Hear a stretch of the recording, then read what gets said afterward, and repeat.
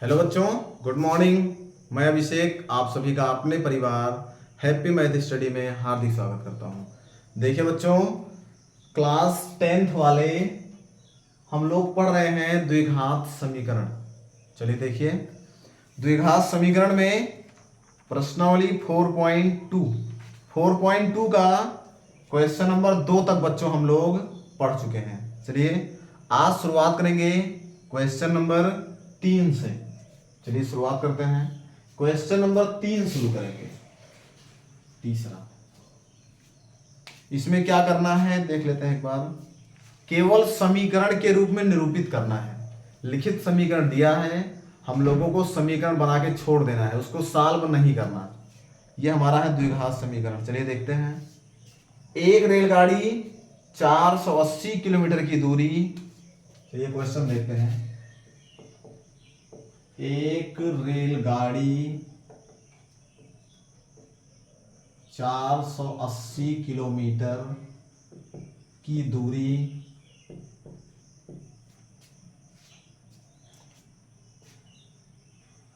समान चाल से तय करती है। समान चाल से तय करती है। यदि उसकी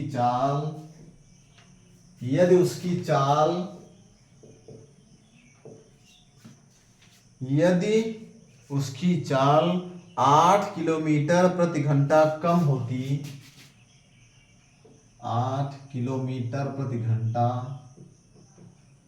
कम होती, तो वह उसी दूरी को तय करने में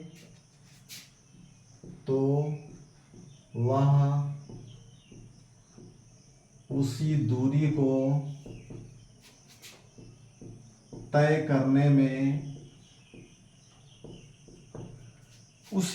को तय करने में 3 घंटे ज्यादा लेती। 3 घंटे ज्यादा लेती। रेलगाड़ी की चाल बताओ।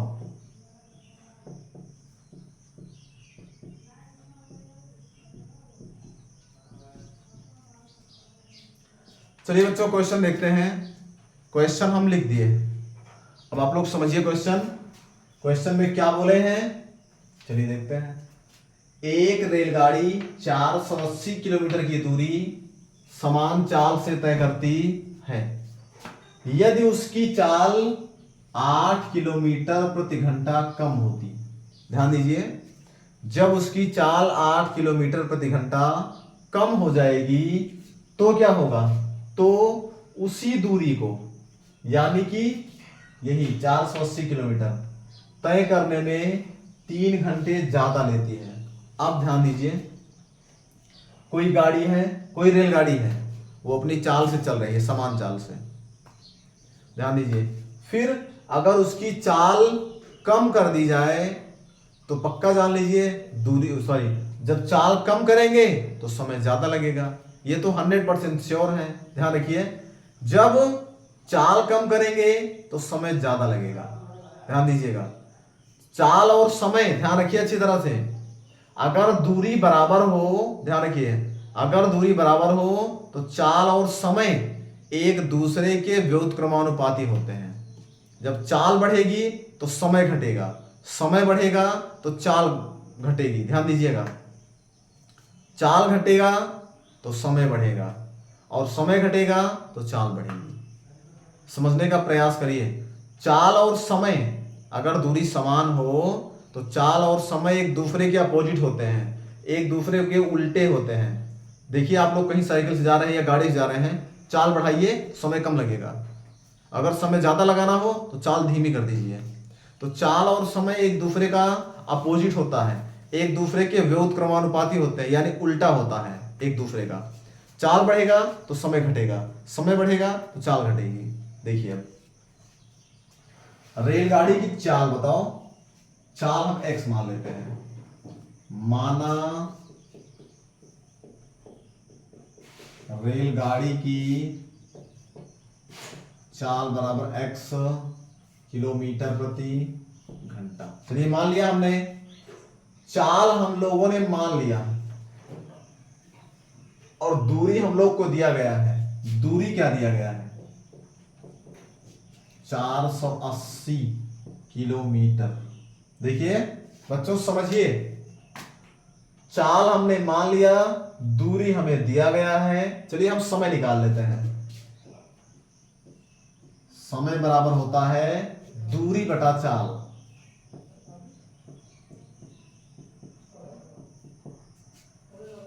तो दूरी हमारा है 480 बटा चाल कितना है x, यानी हमारा आ गया घंटा। ध्यान दीजिए, दूरी हम लोग को दिया था, चाल हम लोगों ने मान लिया, फिर हमने समय निकाल लिया। समय बराबर दूरी बटा चाल, यानी 480 बटा x घंटा। ये हमारा समय आ गया। कब? जब वो सामान्य चाल से चल रही है तब। अब फिर क्या होगा? अब हमारा चाल कम कर रहे हैं। देखिए, यदि उसकी चाल 8 किलोमीटर प्रति घंटा कम होती, चलिए कम करिए चाल, इस तरह लिखिए, 8 किलोमीटर प्रति घंटा कम करने पर चाल बराबर हो जाएगा x माइनस 8 किलोमीटर प्रति घंटा। देखिए बच्चों, शुरुआत में चाल हमारा x माने थे, दूरी 480 था, समय हम निकाले, हमारा इतना आ गया। फिर हमसे बोले हैं चाल कम करिए, चाल हमने कम कर दिया। 8 किलोमीटर प्रति घंटा कम करने के बाद चाल, पहले x था, अब x माइनस 8 हो गया। कम होती है तो वह उसी दूरी को, दूरी तो बदलेगा नहीं, ध्यान रखिए, चाहे चाल कम करें या बढ़ाएं, दूरी तो बदलेगा नहीं, क्योंकि लिख दिया उसी दूरी को। तो दूरी फिर से हमारा इतना है।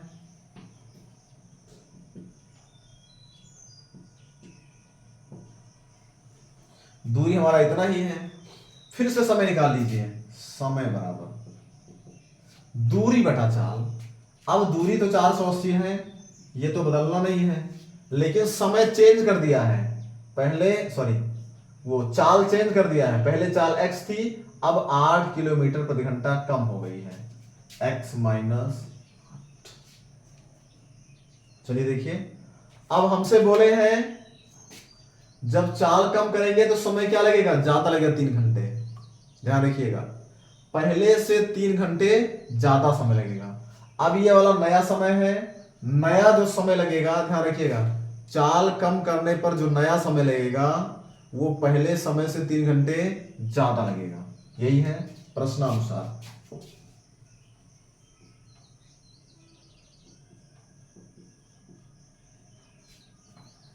जो समय लगेगा वो पहले वाले से 3 घंटा ज्यादा लगेगा, यानी 480 बटा x माइनस 8 बराबर, ये वाला हमारा नया समय है। नया समय पिछले समय से 3 घंटे ज्यादा लग रहा है। पिछला समय कितना था? ये था 480 बटा x, इससे 3 घंटा ज्यादा लगेगा। ध्यान दीजिए, ज्यादा का मतलब प्लस और कम का मतलब माइनस। अगर समय ज्यादा लग रहा है 3 घंटे तो प्लस 3 करेंगे, अगर 3 घंटे कम लगता तो हम लोग क्या करते? माइनस 3 करते। फिर से सुनिए, चाल 8 किलोमीटर प्रति घंटा कम करने पर, जब हम चाल 8 कम कर दिए तो हमारा समय इतना आया।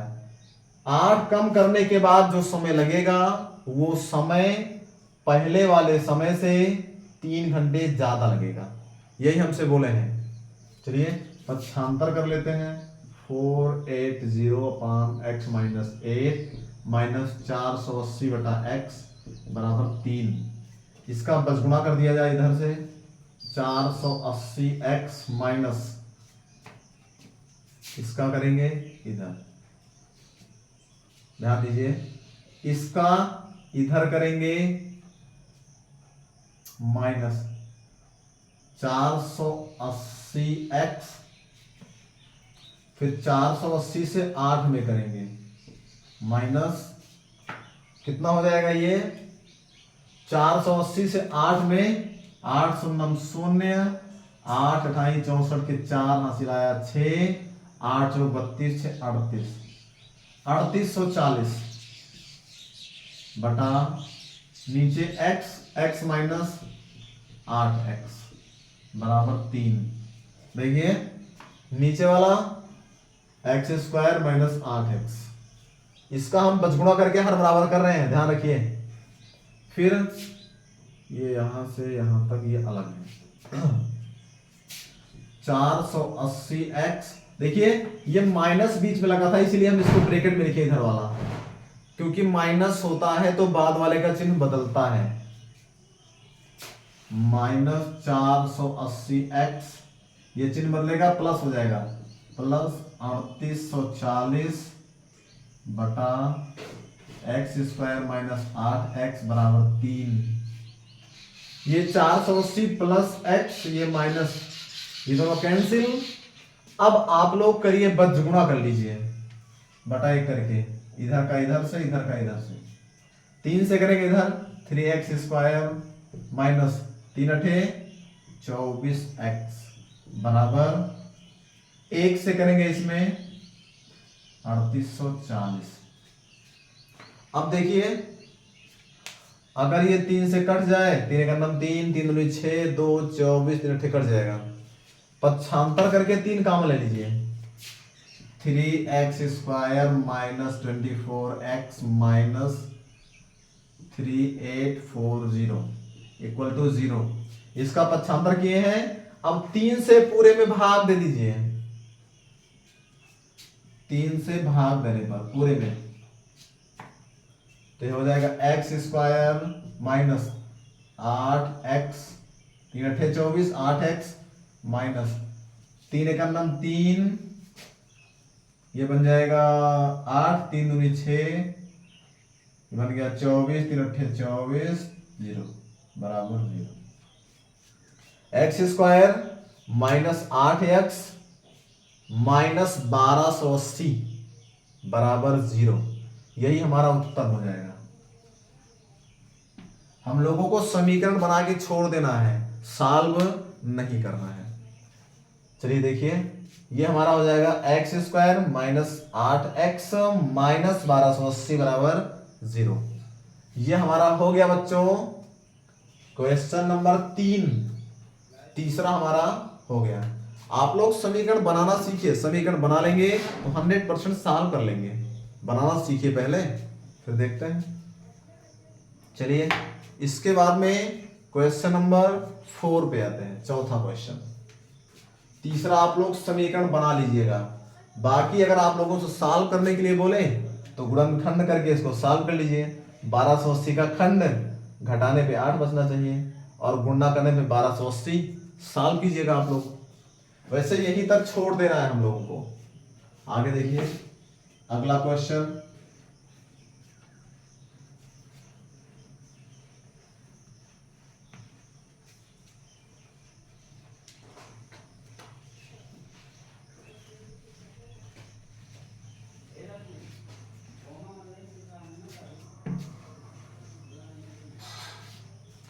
क्वेश्चन नंबर 3 के बाद में चौथा क्वेश्चन 4 देखते हैं। एक समकोण त्रिभुज की ऊंचाई इसके आधार की अपेक्षा, चलिए देखिए, एक समकोण त्रिभुज की ऊंचाई इसके आधार की अपेक्षा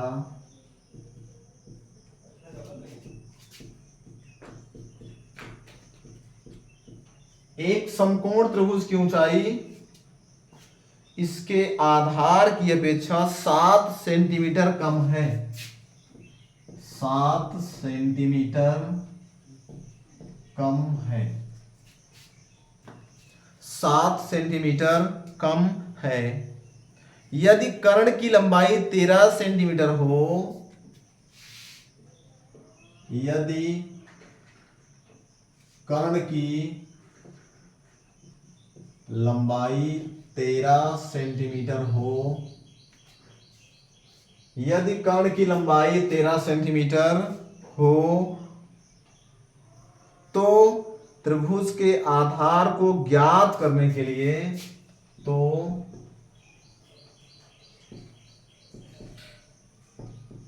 त्रिभुज के आधार को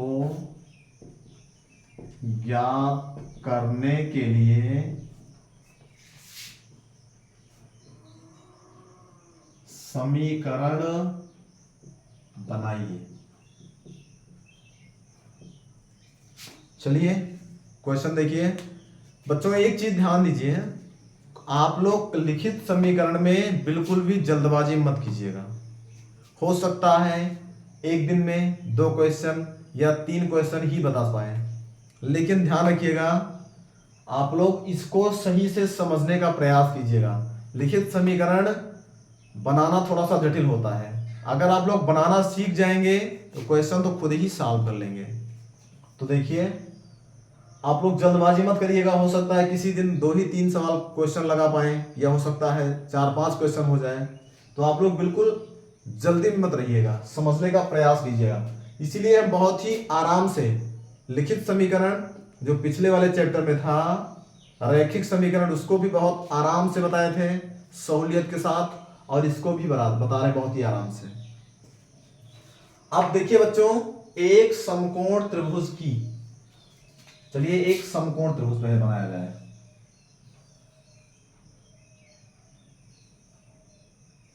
समकोण त्रिभुज का मतलब होता है ऐसा त्रिभुज जिसका एक कोण समकोण हो। ध्यान दीजिए, चाहे इस तरह से बना दीजिए या इस तरह से बना दीजिए, ये भी सही है, बस एक कोण समकोण होना चाहिए बस। देखिए ये वाला समकोण इसमें है, ये वाला इसमें है, या फिर उल्टा बना सकते हैं, ये भी, ये इधर समकोण हो जाएगा।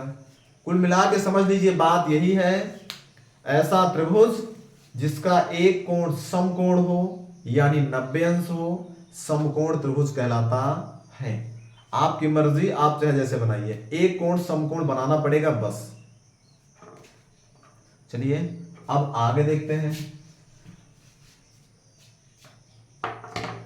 एक समकोण त्रिभुज की ऊंचाई इसके आधार की अपेक्षा 7 सेंटीमीटर कम है। देखिए ऊंचाई जो है वो आधार से 7 कम है। अब देखिए बच्चों, ये हमारा आधार है, क्या है ये? आधार है। ये लंब, इसको लंब बोलते हैं, लंब को ऊंचाई भी कहते हैं। ऊंचाई ब्रैकेट में लंब लिख दीजिए, ध्यान दीजिए, ऊंचाई को हम लोग लंब भी बोलते हैं। और ये क्या है बच्चों? ये हमारा है कर्ण।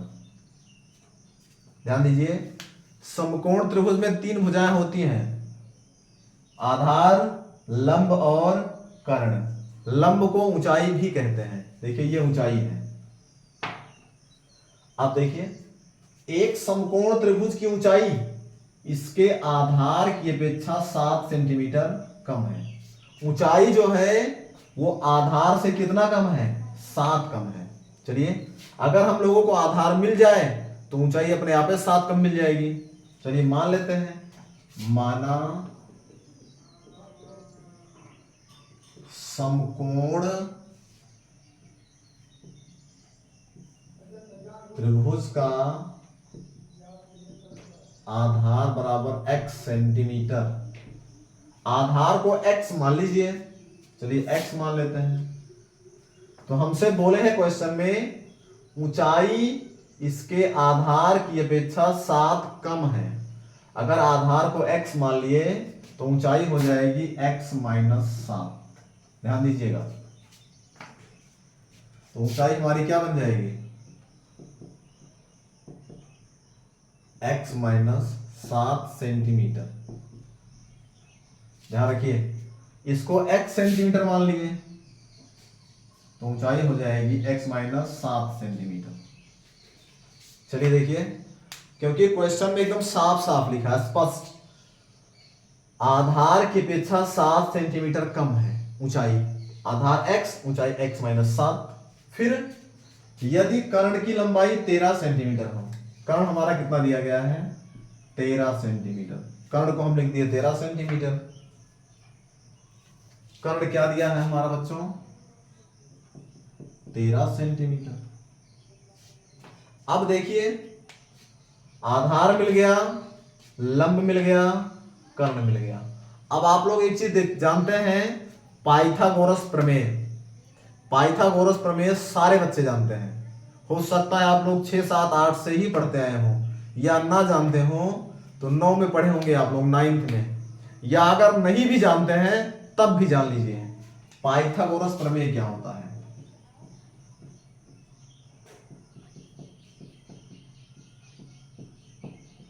पाइथागोरस प्रमेय जो होता है